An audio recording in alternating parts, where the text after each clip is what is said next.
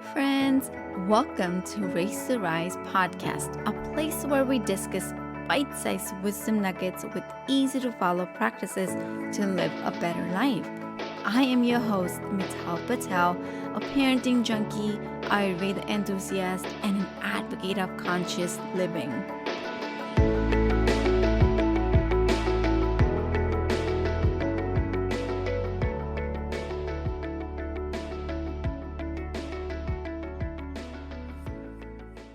Today, I want to talk about interruptions and focus and procrastination, all these big words that we hear on the internet world.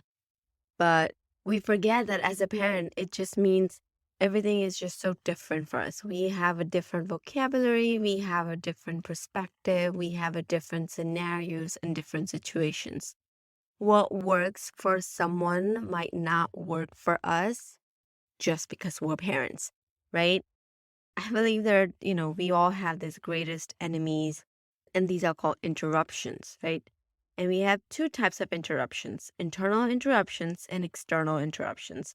Why am I talking about interruptions? I really want to share. So, recently, because by now you all know that I am on a mission of hope, I'm on a mission to help one parent every day.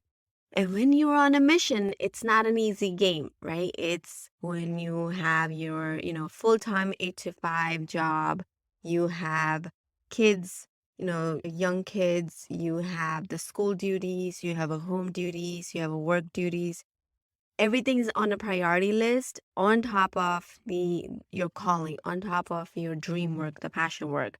So when it comes to, fulfilling our dreams as a parent and also fulfilling all the, needs of our kids and our needs, our emotional needs, our partner's needs, our, regular day-to-day maintenance of the complex lives, everything is on a priority list. And I really feel that in all these priority lists, we definitely need to ensure that we don't neglect our desires and our wants and our dreams, because when we fulfill our desires, and our wants, our kids are seeing it. Our kids model our behavior, right? They mirror our behavior. They're seeing that how you are so dedicated for your dreams, and you're doing it despite of your regular other responsibilities and duties. And so this actually empowers them to dream big. This empowers them to, work on their dreams. This empowers them that they can also fulfill their needs and desires. And so it's important to have that aspect, sharing with our kids, because this is it. We are the first role models of our kids, and everything starts from home. And so it's important for us to showcase to their kids. And I honestly really believe that discussing my dreams and, talking about my dreams with my kids and what are my next moves have been a game changer in our family, because this gives them a perspective that they can also dream. And if my mom is doing something that she really fulfills her, so can we. But in doing all that, we all come across this thing called procrastination, interruptions, and all these chaotic other excuses. And so I really want to say that time is, because most of the time we think as a parent that time is the enemy. It's the time that, we don't have enough time. In fact, I caught myself saying this yesterday to someone, that they said, what's getting in the way? And I said, time. And then after I said out loud time, it made me think it's not the time. It's probably how I'm working around, or how I'm managing it, or how I'm managing my energy. Of course, it's more about managing our energy, but we all get this 24 hours in a day. And so I always say that if my coach, if my mentor, Jay Shetty, can do it, I can do it as well. But then I forget that I'm also a parent.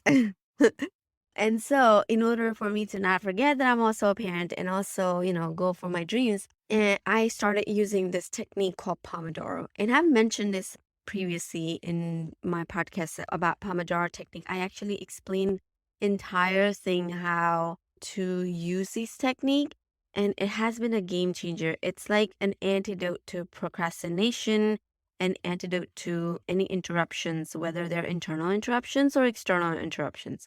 And so I really want to reiterate the technique again today and share that, by utilizing the Pomodoro technique, you'll realize that time is not your enemy. And in fact, even energy is not your enemy. You can get so much done in 25 minutes. And there are times when the 25 minutes just goes through by scrolling or checking on notifications or checking our emails. I certainly have this tendency of, checking my emails a lot or checking my, messages or my inboxes because I just don't want to miss on the opportunity. And I have this whole tendency that I don't like somebody to be waiting for me. And of course, that comes from our people pleasers. But I have always been a people pleaser. Well, let me rephrase it. I wouldn't say I have always been. I used to be a people pleaser. I am a recovering people pleaser now. I am working on my, skills on how to handle other people's expectations and how to manage my availability and, my presence for them. So today, I really want to share that, of course, we know that there are two types of interruptions. Could be internal interruptions and external interruptions. I really want to start by defining interruptions. How do you define interruptions? So interruptions are anything that takes our focus away from the task that's at hand, right? At the task and it shifts us from doing what we're doing to doing something else. And it takes us, away from being present. So these are the interruptions. And it might be hard to believe, but most of the time people's, you know, work days, they have, some kind of interruptions, and they are everywhere all the time, waiting to ruin our productivity, I feel. And especially when you're a parent and when you're at home or doing something, even if you're not home and you're at work, you're thinking about your child's birthday party. You're thinking about, the pickup time from their soccer game. You are thinking about what you want to do this month for the weekend getaway. So these are internal interruptions, like the idea or the thought comes when you're working. Then there are times when you're actually doing something. For example, I am trying to, script out my next idea for my video, and my kids will just come and interrupt, like, hey, can I do this? Or, or they're fighting. And these are some of the external interruptions. And so essentially these are the main, two types of interruptions that takes us from the focus. Externals are the ones that are, surrounding us, and while we're doing it, they disturb us and they take our focus away. And internals are when you're doing something, you just get this idea in your head and then you start entertaining that idea. That's the internal interruptions. And so internal interruptions comes from within, right? These are the stream of thoughts that just pops into our mind all the time, interrupting our train of thought and pulling us off the track. And this could be things like, again, these could be things like a sudden idea for a project. It doesn't even have to be like I'm at work and thinking about kids. I personally have experienced it while I am, in fact, yesterday, I was working on my masterclass, which is, by the way, coming up June 25th. You will hear all about it next week. And so stay tuned. I was working on my masterclass plan and my landing page details for you guys so you can register. And all of a sudden, this idea came upon, like, okay, what am I going to do for this, course launch? And then I started entertaining my idea, the sudden idea, in which was, I mean, I was able to pull myself back on because I was using the Pomodoro technique. But, these are some of the things that interrupts us, or, a sudden impulse to reply to a text that legit you read like 25 minutes ago and you haven't replied, and you just get this impulse to, oh my gosh, I have to reply back to this person right now. Or, a spontaneous recollection that you need to plan a date with your partner. and so on. So these are some of the internal interruptions. And then there are external interruptions, which are the outside forces that demand our immediate attention. I mean, my spiritual teacher says that there are no certain things as emergency, because in case of emergency, like let's say, for example, you turn off your phone and there's an emergency. And if you don't answer the phone, well, guess what? The emergency gets directed to somebody else. And so there are no true emergencies. But, it's just that we have this innate, want to entertain these interruptions and these emergencies. And just because they demand attention doesn't mean you have to give the attention right there and then. And these external interruptions could be anything. Like, I get these all the time at work. So I'm a quality control manager. So I manage a team of 5 chemists, but at the same time, I communicate with other departments. And so while I'm focusing on, the workflow for my team, I get this sudden email and then sudden call. And then if I don't answer the email or the call, the person just stops at my door, they'll just come to my office and things like that, who calls the people who are just your colleagues, who just calls for your sudden attention or, help. Could be that incoming email, or it could be, that somebody as little as for us parents, like kids are fighting.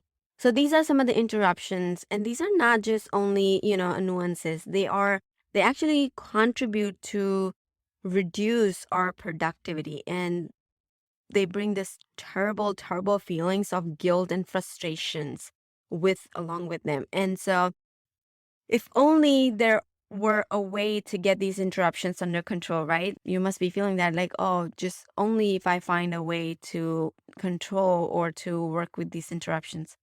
Well, I want to say that yes, we have the solution. You can manage any kind of interruptions in order for you to sustain your focus, your productivity, and your results and wants and desires to be fulfilled. And thankfully, you don't have to be a slave to these interruptions. We have the solutions. And so I'm going to share this one simple technique that I have been trying and it's working great for me, and I feel it might work for you as well. And, again, I want to share this disclaimer. What works for me might not work for you, but it doesn't hurt to give it a try. And I just hope that it works for you.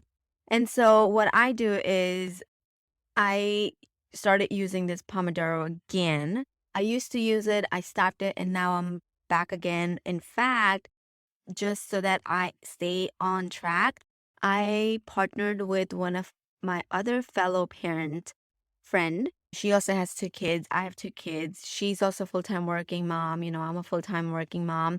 She's also working on her business and as a coach. I'm also working on my business as a coach. And, we're both serving our community. And so we both decided to be our accountability partners. And what we do is we hop on a Zoom call for 1 hour every day, right? And the first 5 minutes is and we use this timer. So all you need is a timer. And if you are starting like me with an accountability partner, great. You need an accountability partner, timer, and a couple of tasks that you want to work during that 1 hour. And that's about it. But if you're working on by yourself, then you just need a list of your tasks and a timer. And that's about it. And yourself, of course. Right. And so what we do is we take first 5 minutes as a break and we share what we're going to work on during this 1 hour. So I say like, hey, I'm going to work on my email. I'm going to work on my email journey for my clients. And I'm also gonna touch up on my landing page, for example. That's what we worked 2 days ago. And then first 5 minutes is, just chit chat and conversation. We put a timer for that first 5 minutes. As soon as the timer goes off, we put another timer that's 25 minutes where we just focus doing our work. We mute ourselves and we focus. That way we're seeing each other and at the same time we're doing our work. And when the timer goes off after 25 minutes, we force ourselves to take a break for 5 minutes. And in that 5 minute break, we sometimes go check with our kids and sometimes go, take bathroom breaks or tea breaks or whatever that is. And so we have seen increased focus and that time block activity for us. And as parents, we might not be able to block 4 hours and do some creative work, but we can always do that 1 hour, or we can always do that 25 minutes of focused work, and it works great. And so and this is another thing that I've started doing, is while I am doing my focused work, sometimes these interruptions, like how I mentioned again, right? I get internal interruptions a lot. And so when I get these, what I do is I have kept a sticky note next to me. And so whenever something internally pops in while I'm trying to focus on my task, and, I feel like it demands my immediate undivided attention, then I just, simply jot it down on my sticky note. And once I'm done with my Pomodoro, then I get back to it. And it has worked great. Things that seems like it's so important and it's like an emergency in the moment, when you delay it, it's not an emergency. There is no such thing as emergency at that point, because it also gives us that, one thing is that it takes off of our mind and we're not entertaining. And at the same time, when you jot it down, it releases, because when you're keeping it in your head, it takes up the space and you can't focus. But when you take it off of your head, now you created that space for you to focus on the task that you were working on. And so it has been working great for my internal interruptions. And when it comes to external interruptions, like, my kids just, coming in or knocking on my door, what I do is, like my little one yesterday was just kept on knocking on the door because he didn't want it. So I was doing something at 9 o'clock in the morning, and he was keep on knocking on the door, and I could hear the knock while I'm recording. And so I paused my recording, and what I did was I allowed him for 1 minute. And when he said, like, I don't want to do this, and I said, okay, give me 5 minutes. You go back upstairs. You can either go back upstairs and play with your cars, or you can sit here quietly and watch me. And I will get back to you in 5 minutes as soon as I'm done recording this. And he decided just to sit with me. That's it, without saying anything. So this is how we can work with our external interruptions if they are like too much on your back. So like whining child, right? You cannot have them whine it, because there could be that they really need something, but at the same time, you can put a boundary and you can empower them to make a choice. Always give them two choices, like, hey, you want to sit next to me while I do this, or you want to go and play with your X, Y, and Z. And it works great. And so, if someone tries to interrupt you next time, just use a boundary and, just let them know, like, hey, I'm in the middle of, my focus work, and I will call you back, or I will get back to you, or I will I will be with you in next 10 minutes, or however minute you have left in your Pomodoro. So I highly recommend trying this Pomodoro technique. It's as simple as it is, it's very effective. And so you can chop your work into more manageable 25-minute chunks. And, if you get interruptions during that chunk time, if it's internal interruptions, you can jot it down. And if it's external interruptions, you can set a boundary with them. So here's to the focused work and getting our stuff done. That's it for this week's episode of Race to Rise. Be sure to sign up to our email list at risewithmittal.com and join us again next time for more wisdom about life, kids, and everything in between. I am Mittal Patel, wishing you happy raising and rising.